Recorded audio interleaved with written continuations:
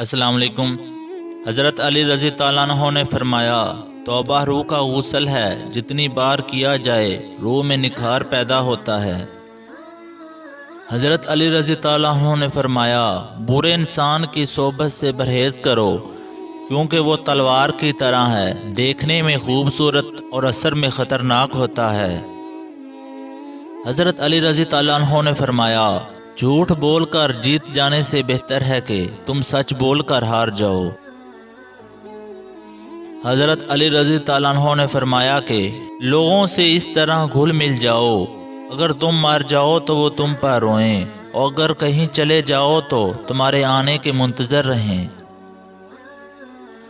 حضرت علی رضی تعالیٰ عنہ نے فرمایا، جو شخص 4 عادتوں کو اپناتا ہے اس کا دماغ کمزور ہو جاتا ہے۔ پہلی بات، وہ ہر تھوڑی دیر کے بعد کھانا کھاتا ہو۔ جو انسان زیادہ کھانا کھاتا ہو تو اس کا دماغ کمزور ہونے لگتا ہے۔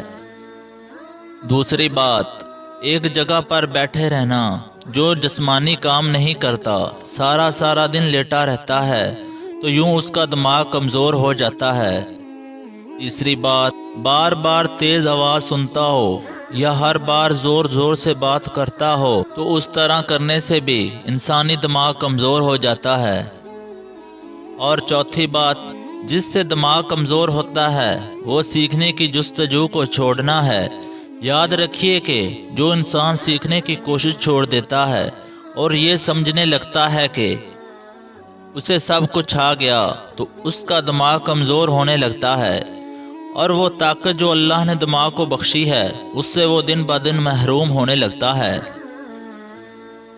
اے شخص، اپنے دماغ کو تیز بنانا چاہتے ہو اور یہ چاہتے ہو کہ تمہارا دماغ کی صلاحیتیں بہتر سے بہترین ہونے لگیں، تو ان 4 عادتوں سے دور رہنا۔ اللہ تمہارے دماغ کو تیز اور ہر بیماری سے دور رکھے گا۔